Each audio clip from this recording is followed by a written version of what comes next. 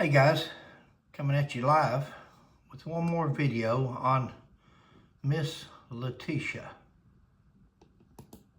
This woman belongs in prison. I talked to a mortgage banker with 43 years experience to speculate on Letitia James' alleged mortgage fraud. Here's why he thinks she might be in big trouble. In 2023, papers show she claimed a house in Norfolk, Virginia as her primary residence. That qualifies for a lower mortgage rate. But at the time she's been serving in public office in Albany, New York. That's 500 miles away. You cannot buy a piece of property and state that you're going to occupy it and not occupy it. When you buy a property and you acknowledge you are going to own or occupy it, your down payment criteria is different, as well as your interest rate. The interest rates normally on an investment property will be anywhere from 3/4 to a full percentage point higher. You will also have to most likely pay discount points, which is an additional cost at the time that you close on the property.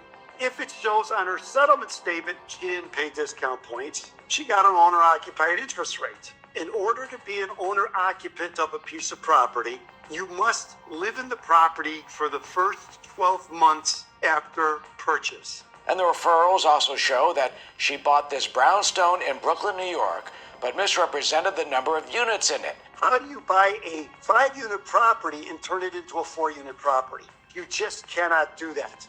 When the appraiser goes into that property, they're going to see that there's 5 kitchens, 5 separate living quarters.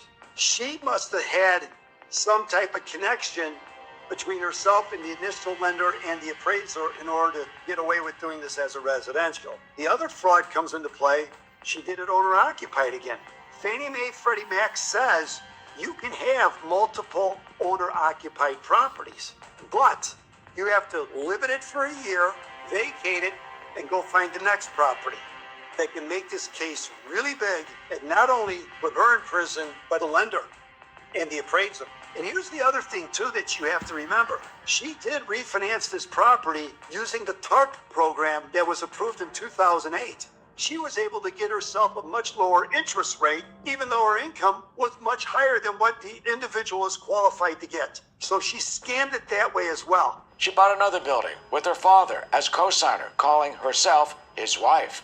By her co-signing with her dad to buy a piece of property and putting on the application as being married, they therefore were able to combine their income together and combine their debts together for qualifying purposes. If she acknowledged that she was married but she wasn't married, that's fraud. You cannot do that.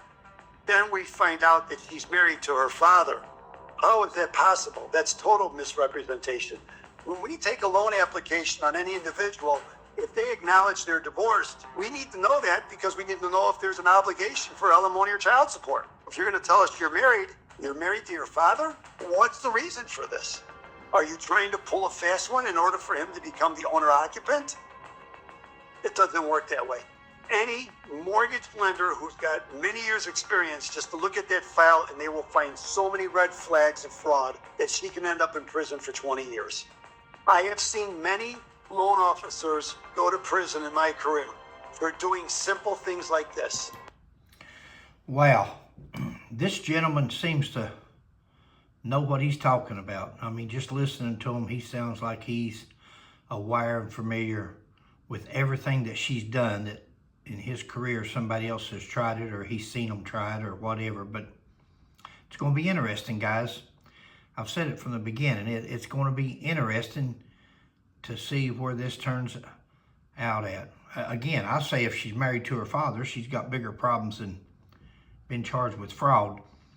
But I believe that the investigators, when they look at this, they look at the paperwork, everything comes together. It's not going to come down to politics. It's going to come down to black and white. It's going to come down to whether she signed those papers or agreed to all that and stipulated that she was married, that her husband was her dad, and so forth. It's incredible. Totally incredible. And here she's the one that says she's got all these attorney generals together and she's going to change the world. Yeah, okay. Guys, thanks for joining me. Please like, subscribe, and share if you haven't. And we're going to try to widen the range of some of my videos. So thanks. Catch you on the next one.